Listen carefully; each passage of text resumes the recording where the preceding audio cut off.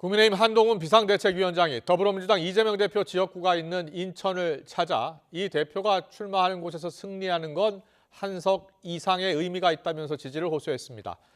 험지 출마를 피하지 않겠다고 밝힌 원희룡 전 국토부 장관은 이 대표 지역구에 온몸으로 도전하겠다며 사실상 출사표를 던졌습니다. 취재기자 연결합니다. 나혜인 기자. 네, 국회입니다. 한동훈 비대위원장이 인천시당 신년 인사회에 참석한 거죠? 네, 국민의힘 인천시당 신년인사회는 오전에 인천 계양구에 있는 호텔에서 열렸습니다. 바로 옆에 계양을이 민주당 이재명 대표 지역구여서 관심이 쏠렸는데 한동훈 비대위원장 역시 의미를 부여했습니다. 이 대표가 출마하는 지역이라면 어디든 먼저 나설 후보들이 많다며 동행한 원희룡 전 장관을 추켜 세웠습니다. 여러분, 지금 이재명 대표의 민주당은 우리가 알던 과거의 그 민주당이 아닙니다. 이재명 대표가 출마하는 곳에서 우리가 승리하는 것은 상징적인 의미가 있고 그 한석 이상의 의미가 있습니다.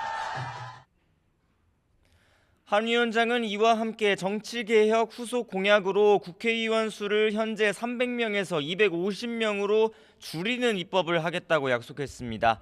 지난 대선 때부터 이재명 저격수를 자처해온 원희룡 전 장관은 사실상 총선 출사표를 던지며 화답했습니다. 이재명 대표를 우리 정치를 가로막는 돌덩이라고 주장하면서 자신이 온몸으로 치우겠다고 이 대표 지역구에 도전할 뜻을 내비쳤습니다. 네, 지금 이재명 대표 복귀 시점이 궁금한데요. 언제로 정해졌습니까? 네, 이재명 대표 측 핵심 관계자는 복귀가 초읽기에 들어갔다고 보는 분이 많다고 전했습니다. 건강이 많이 호전됐다며 이르면 이번 주 복귀 가능성을 내비쳤습니다.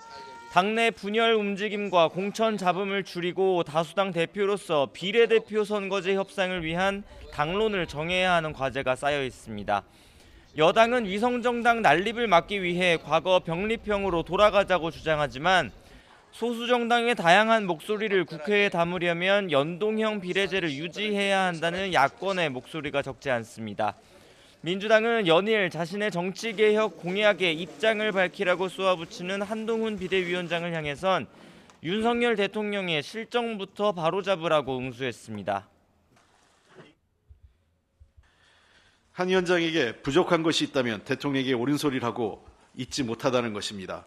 그렇기 때문에 자꾸 대통령의 아바타 소리가 나오는데 한 위원장이 술 안 먹는 세련된 윤석열에 불과하지 않느냐 이런 의심이 아니라면 일 좀 제대로 했으면 좋겠습니다. 네, 여야 총선 준비 상황도 정리해 주시죠.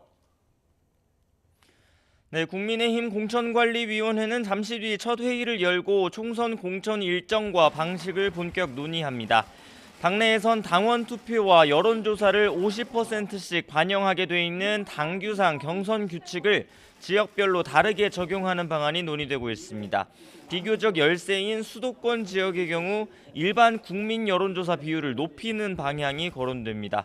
정영환 공천관리위원장은 출근길 기자들과 만나 당세가 강한 곳에서는 당원 뜻의 국민 여론이 충분히 반영됐을 가능성이 있지만 아닌 곳은 국민 뜻이 뭔지 알아야 한다며 서울과 경기, 인천과 대전 등 4곳이 격전지라고 말했습니다. 민주당은 불출마를 선언한 현역 의원 지역구를 비롯해 전략지역 17곳을 우선 지정하고 나머지 지역 후보자를 모집하고 있습니다. 추가 불출마나 선거구 획정 여부에 따라 앞으로 전략지역구는 더 늘어날 가능성이 큽니다. 당내에선 경선에서 불이익을 받을 현역 의원 평가 하위 20% 명단에 촉각을 곤두세우는 기류가 감지됩니다. 민주당을 떠난 이낙연 전 대표는 자신이 추진하는 신당 가칭 새로운 미래의 창당 발기윈 대회를 열었습니다. 민주당 출신 현역 의원 3명이 주도하는 미래대연합을 고리로 이준석 전 대표가 이끄는 개혁신당과의 빅텐트 논의를 계속 이어간다는 계획입니다. 하지만 이준석 전 대표의 경우 연대 가능성을 열어두고는 있지만 모든 것은 국민의 반응을 살펴 움직여야 한다며 온도차를 보이고 있습니다. 지금까지 국회에서 전해드렸습니다.